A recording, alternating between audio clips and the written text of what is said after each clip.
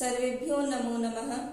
वयं काव्यप्रकाशस्य पंचमोल्लासे गुणीभूतव्यङ्ग्यस्य अष्टभेदान् पठामः। अष्टभेदाः के सन्ति एकदा श्लोकमाध्यमेन आवृत्तिं कुर्मः।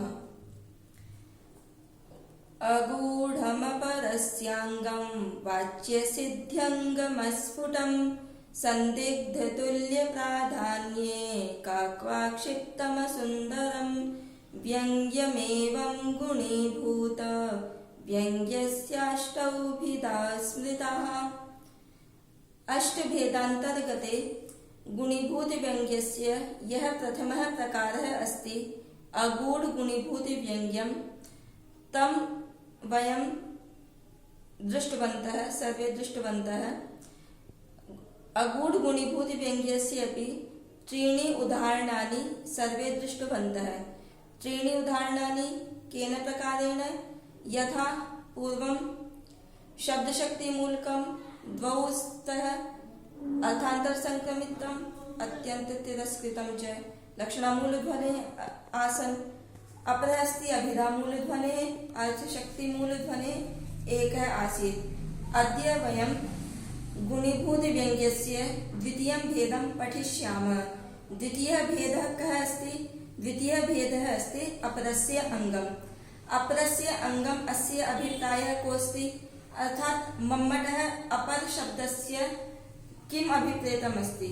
मम्मटः केन प्रकारेण विवृणोति अपरशब्दम्? अत्र वयं द्रक्ष्यामः।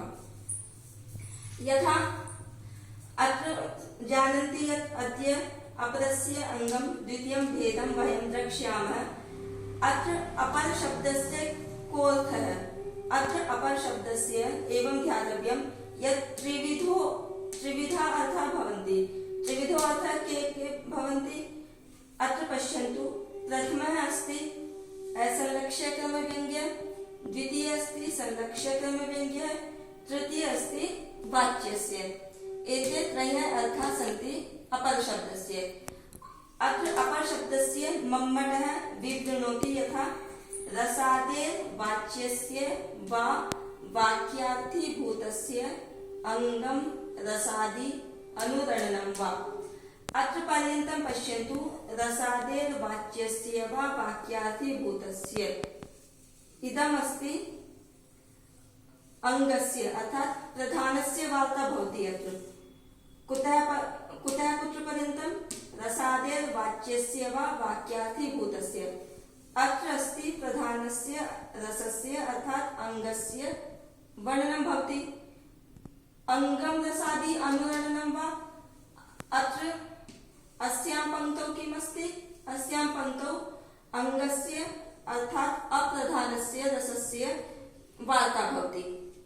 अत्र वयं पश्यामः। अत्र अस्ति रसादेर् वाच्यस्य वा वाक्यार्थीभूतस्य, अर्थात् रसादे वयम् अत्र अस्ति रस आदि। रस आदि अर्थात् रसस्य पश्चात् अन्येपि भेदाः आगमिष्यन्ति। आदिशब्दः कुत्र प्रयुज्यते? आदिशब्दः प्रयुज्यते यथा वयं उदाहरणं पश्यामः। वयं यथा महाभारते के आसन्? कौरवपक्षतः के आसन्? पाण्डवपक्षतः योद्धारः के आसन्? वयं एवं सर्वेषां नामग्रहणं तु न कुर्मः न, केवलं किं वदामः यत् कौरवपक्षतः भीष्मपितामहः आसीत्, गुरुद्रोणाचार्यः आसीत्, कृपाचार्य इत्यादि आसन्। अत्र आदिशब्देन कस्य ग्रहणं भविष्यति? आदिशब्देन दुर्योधनस्य, शकुनि, कर्णस्य, अश्वत्थामा बहवः सन्ति, सर्वेषां नामग्रहणं भविष्यति। एवमेव अत्रापि रस आदिशब्देन वयं ग्रहणं करिष्यामः। भावस्य, रसाभासस्य, भावाभासस्य, भावोदयस्य, भावशान्तिः इत्यस्य, भावसन्धेः इत्यस्य, भावशबलता इत्यस्य वयं आदिशब्देन ग्रहणं करिष्यामः।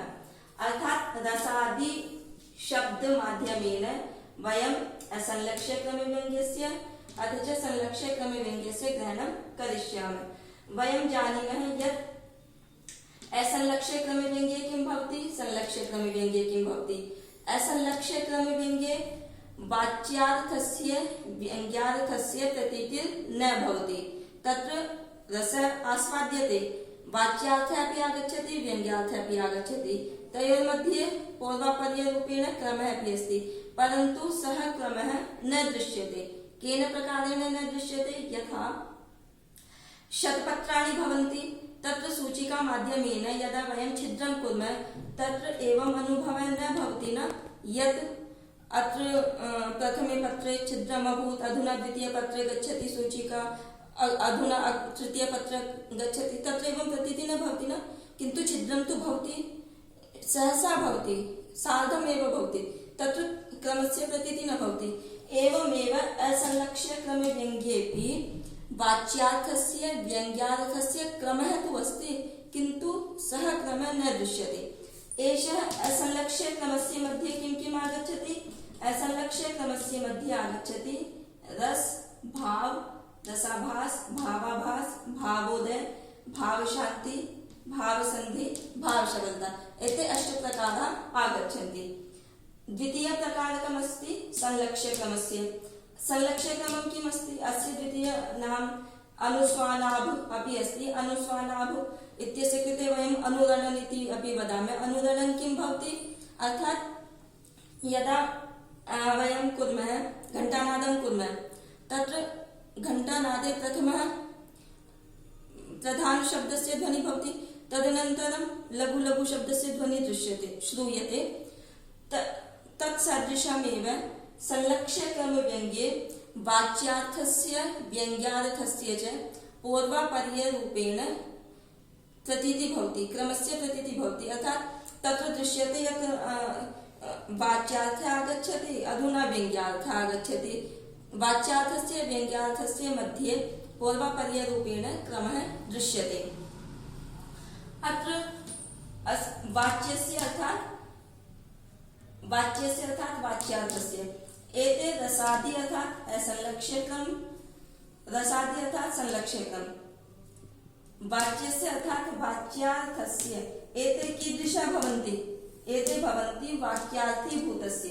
वाक्यार्थीभूतस्य अर्थात् वाक्यस्य प्रधान तात्पर्य रूप, यह प्रधान वाक्यस्य तात्पर्य रूप प्रधानस्य रसादे वाच्यस्य अंगम भवन्ति। अब अंगम के भवन्ति? स्पष्टं भवति न? अंगस्य भवति, अंगस्य के कस्य कस्य अंगस्य कीदृशस्य अंगस्य? अर्थात् रसादे असंलक्ष्यक्रमस्य, आदिशब्देन संलक्ष्यक्रमस्य, आदिशब्देन असंलक्ष्यक्रमस्य अपि ग्रहणं भविष्यति, संलक्ष्यक्रमस्य अपि ग्रहणं भविष्यति। अत्र संलक्ष्यक्रम मध्ये के आगच्छन्ति? असंलक्ष्यक्रम मध्ये रस, भाव, रसाभास, भावाभास एते अष्टप्रकाराः आगच्छन्ति। आदिशब्देन असंलक्ष्यक्रमस्य ग्रहणम् अथ च संलक्ष्यक्रमस्य ग्रहणं भविष्यति। वाच्यस्य अर्थात् वाच्यार्थस्य, कीदृशस्य? वाक्यार्थीभूतस्य, अर्थात् वाक्यस्य तात्पर्य रूप प्रधान रसादेः वाच्यस्य अंगम भवन्ति। के भवन्ति अंगम? रसादि अनुरणनं वा, रसादि अर्थात् असंलक्ष्यक्रमम् अथ च अनुरणनम् अर्थात् संलक्ष्यक्रमम्। असंलक्ष्यक्रमं संलक्ष्यक्रमं च एते रसादि वाच्यस्य वाक्यार्थीभूतस्य अंगम भवन्ति। स्पष्टम् अभूत्? पुनः वदामि, ये रस आदि असंलक्ष्यक्रम संलक्ष्यक्रम, रसादि अर्थात् असंलक्ष्यक्रम, अनुरणन कस्मिन् ध्वनौ भवति? अनुरणनं तु संलक्ष्य क्रमे एव भवति। तर्हि रसादि अर्थात् असंलक्ष्यक्रमस्य, अनुरणनम् अर्थात् संलक्ष्यक्रमं कस्य अंगं भवन्ति?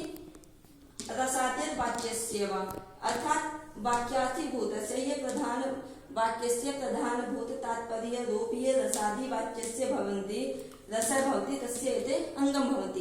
केन प्रकारेण? अत्र पश्यन्तु। रसः, एकः रसः अपरस्य रसस्य अंगं भवति, रसः भावस्य अपि अंगं भवति, भावः रसस्य अंगं भवितुं शक्यते, भावः भावस्यापि अंगं भवितुं शक्यते, रसाभासः भावस्य अंगं भवितुं शक्यते, भावाभासः अपि भावस्य अंगं भवितुं शक्यते, भावोदयः अपि भावस्य अङ्गं भवितुं शक्यते, भावशान्तिः अपि भावस्य अङ्गं भवितुं शक्यते, भावसन्धिः अपि भावस्य अङ्गं भवितुं शक्यते, भावशबलता अपि भावस्य अङ्गं भवितुं शक्यते।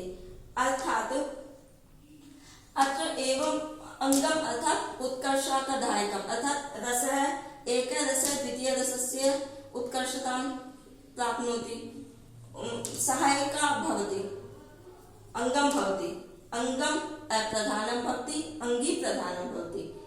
अत्र अङ्गम् अर्थात् उपकारकं भवति, उत्कर्षकं प्राप्नोति, आनयति। अत्र रसस्य अर्थात् एकस्य रसस्य रसाङ्गतायाम् अर्थात् द्वितीयः रसः अङ्गरूपेण प्राप्नोति, तस्य अङ्गतां प्राप्नोति। अत्र रसस्य एकस्य रसस्य द्वितीयः रसः अङ्गतायाम् अङ्गरूपं प्राप्नोति। एतदर्थं वयं वदामः अपराङ्गव्यङ्ग्यं।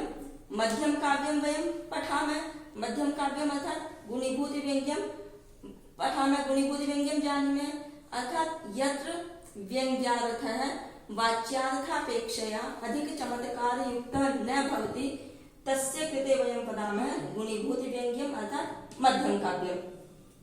अत्र श्लोकः अस्ति, पश्यन्तु यथा अयं स रशनोत्कर्षी पीनस्तनविमर्दनः नाभ्यूरुजघनस्पर्शी निविविश्रंसनः करः। एषः श्लोकः महाभारते आगच्छति। सर्वे जानन्ति महाभारते सप्तपर्वाणि भवन्ति। सप्तपर्वान्तर्गते एकः पर्वः आगच्छति, स्त्रीपर्वः। तस्मिन् एकः प्रसङ्गः अस्ति यत् सर्वे जानन्ति युद्धम् अभूत् महाभारतस्य। तत्र केचन कौरवपक्षतः आसन् योद्धारः, केचन पाण्डवपक्षतः आसन्। तत्र भूरिश्रवा नामकः एकः योद्धा आसीत्। भूरिश्रवा कौरवपक्षतः युद्धं करोति स्म, अथ च सात्यकी पाण्डवपक्षतः युद्धं करोति स्म। सात्यकी श्रीकृष्णस्य सारथी आसीत्, किन्तु युद्धसमये सः पाण्डवपक्षतः युद्धं करोति स्म। सात्यकी महोदयेन भूरिश्रवा महोदयस्य वधं कृतवान्। यदा वधं कृतवान् तदा तस्य हस्तः शरीरात् पृथक् अभूत्, अर्थात् तस्य हस्तस्य कर्तनम् अभूत्। यदा कस्यापि मृत्युः भवति तदा किं भवति? शोकः भवति। अत्र युद्धस्थले यदा सः मरणं प्राप्तवान् तदा तस्य भार्या आगतवती। सा भार्या, तस्य भार्या आगत्य किं करोति? विलापं करोति। विलापं करोति अर्थात् यदा विलापः भवति करुणरसः भवति। करुणरसः शोक स्थायी भावः कः अस्ति? शोकः अस्ति। यदा कस्यापि जनस्य मृत्युः भवति तदा शोकः भवति न, विलापं कुर्मः। तत्र यदा शोकः स्थायी भावस्य जागर्ति तदा किं भवति? रोदनं भवति। शोकः कस्य रसस्य स्थायी भावे अस्ति? शोकः करुणरसस्य स्थायी भावे अस्ति। अत्र प्रधानं रसं किम् अस्ति? वातावरणं कस्य अस्ति? शोकस्य अस्ति, अर्थात् करुणरसस्य अस्ति। सा विलापं करोति, रोदनं करोति, भूरिश्रवस्य भार्या। तदा यदा सा रोदनं करोति, विलापं करोति, अर्थात् करुणरसः तत्र वर्तते। तत्र करुणरसप्रसङ्गे सा रोदनं कृत्वा सा किं करोति? पूर्वतनीं रतिक्रीडान्तर्गते यदा या क्रिया अभूत् हस्तमाध्यमेन तां स्मरणं करोति। यदा रतिक्रीडा इत्यादिकं स्मरणं करोति तदा तु शृङ्गाररसः प्रधानः भवति, तदा अर्थात् शृङ्गाररसः भवति। किन्तु अत्र तु करुणरसस्य प्रसङ्गोऽस्ति। तर्हि अत्र शृङ्गाररसः करुणरसं पोषयति। केन प्रकारेण? अत्र एकदा अर्थं पश्यन्तु। अत्र अस्ति अयं करः, अर्थात् अयम् अर्थात् यः भूमौ पतितः करः अस्ति, अयं करः किम् अस्ति? अस्मिन् समये अस्ति, अर्थात् करुणरसप्रसङ्गे अस्ति। अयं करः करुणरसप्रसङ्गे अयं करः किम् अस्ति? सः अर्थात् पूर्वतनी करः अस्ति, तस्मिन् समये करः अस्ति। तस्मिन् समये सः किं किं करोति स्म? तस्मिन् समये अर्थात् संयोग श्रृंगारे, संभोग श्रृंगारे किं किं करोति स्म? स रशनोत्कर्षी अर्थात् रशनायाः कर्षणं करोति स्म। अर्थात् मेखला अस्ति, कर्धनी अस्ति, तस्य कर्षणं करोति स्म। सः हस्त किं करोति? पीनस्तन विमर्दनः अर्थात् पुष्टयोः स्तनयोः विमर्दनं करोति स्म। अन्यच्च किं किं करोति स्म? नाभ्युरु जघन स्पर्शी अर्थात् नाभि उरु जघन एतेषां स्पर्शं करोति स्म। अन्यत् किं कार्यं करोति स्म? निवि विशंसन अर्थात् निवि वदामः नाड़ा इत्यस्य स खोलना इत्यादिकं करोति स्म। सः करः अर्थात् तस्मिन् समये यदा सः रतिक्रीडायां संलग्ने आसीत् सः, तदा सः तादृशं कार्यं करोति स्म। अत्र रोदनं करोति प्रसङ्गः कस्य अस्ति? यदा मृत्युः अभूत् तदा प्रधानरसः कः अभूत्? प्रधानरसः करुणरसः अस्ति। तस्य शृङ्गाररसं स्मरणं कृत्वा सा रोदति अर्थात् शृङ्गाररसः करुणरसं पोषयति। यथा वयमपि अस्माकं गृहे यदा कस्यापि मृत्युः भवति तदा वयं तस्य सुखानुभूतिं स्मरणं कृत्वा बहुवारम् अत्यधिकं रोदनम् अधिकम् आगच्छति। यदा सामान्यरूपेण रोदनं कुर्मः, परन्तु तस्य जनस्य यस्य मृत्युः अभूत् यदि तस्य जनस्य कापि सुखानुभूति वयं स्मरणं कुर्मः तदा अधिकं रोदनम् आगच्छति। तदा सा सुखानुभूति रोदनस्य पोषणकर्त्री अस्ति। एवमेव अत्र शृङ्गाररसः करुणरसस्य अङ्गम् अभूत्। यथा शृङ्गाररसस्य करुणरसस्य प्रसङ्गे वयं किञ्चित् ध्यातव्यम्। अत्र शृङ्गाररसः कस्य आश्रयः अस्ति? शृङ्गाररसः नायकाश्रयः अस्ति अर्थात् नायकः करोति न शृङ्गाररसस्य कार्यम्। अर्थात् एतदर्थं शृङ्गाररसः नायकस्य आश्रितः अस्ति। शृङ्गाररसः किं करोति? नायिका शोकप्रकर्षम् अर्थात् नायिकायाः शोकं प्रकर्षयति, उद्बोधयति, तस्य वृद्धिं करोति शोकस्य। अंगम रसम अर्थे श्रृंगारः अंगम रसम अर्थात् अंगरूपेण अत्र स्थितोऽस्ति, प्रधानरूपेण न भवति। अंगम अर्थात् अप्रधानरसमस्ति। अत्र करुणरसः कीदृशः अस्ति? करुणरसः अर्थात् शोकः कस्य भवति? नायिका भवति, नायिकां भवति। एतदर्थं नायिका आश्रयः अस्ति। अंगिरसमस्ति, प्रधानमस्ति। यतोहि मृत्युः अभूत् तदा तु करुणरसः एव भवति। एतदर्थम् अंगिरसमस्ति, प्रधानं रसमस्ति। इदम् अत्र अद्य वयं सर्वे पठितवन्तः अपरस्य अङ्गं द्वितीयम् उदाहरणम्। अग्रे सर्वे गुणीभूतव्यङ्ग्यस्य अग्रे ये भेदाः आगमिष्यन्ति तान् सर्वान् सर्वे पठिष्यन्ति।